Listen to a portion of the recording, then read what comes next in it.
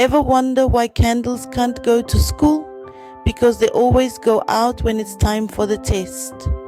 Now that's a light-hearted start to our journey into the world of candle making.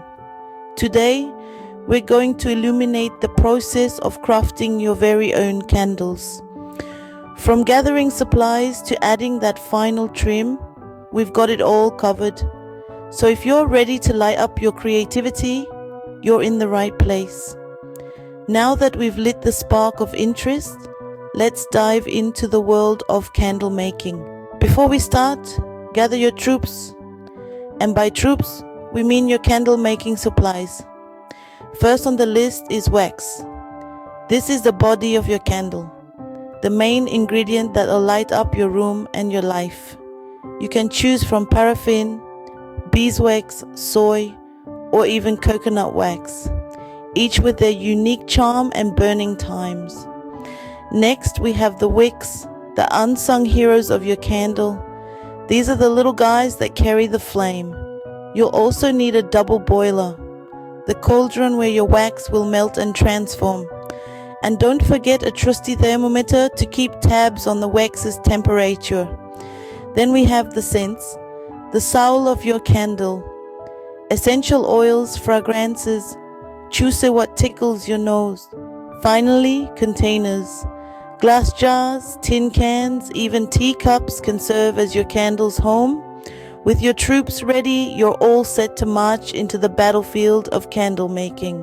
The first step is to melt the wax, but remember, it's not a race. Slow and steady wins the race here.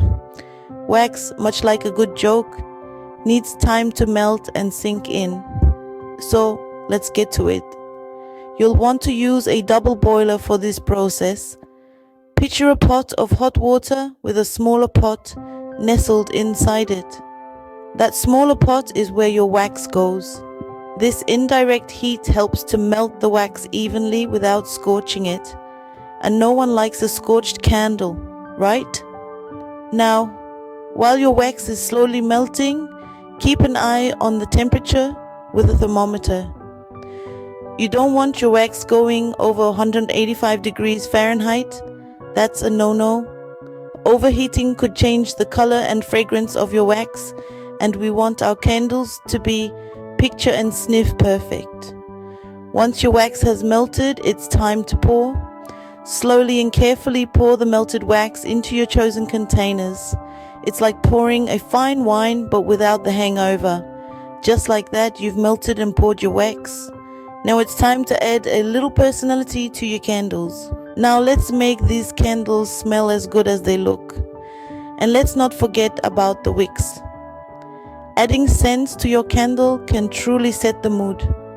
To do this, you'll want to add your chosen fragrance oil to the melted wax. But remember, not all fragrances are created equal. Some may remind you of a spring garden, while others may transport you to a cozy winter cabin. So choose a scent that not only smells good to you, but also complements the ambience you're trying to create. Next, let's talk wicks. The wick is, quite literally, the heart of your candle. It's what keeps your candle burning, so it's important to get it right. To place the wick, simply dip the metal base into the warm wax and press it into the bottom of your candle container. Keep it centered and upright, as this will ensure an even burn. With your scents and wicks added, you're one step closer to having your very own homemade candle. Patience is a virtue, especially when it comes to letting your candles cool.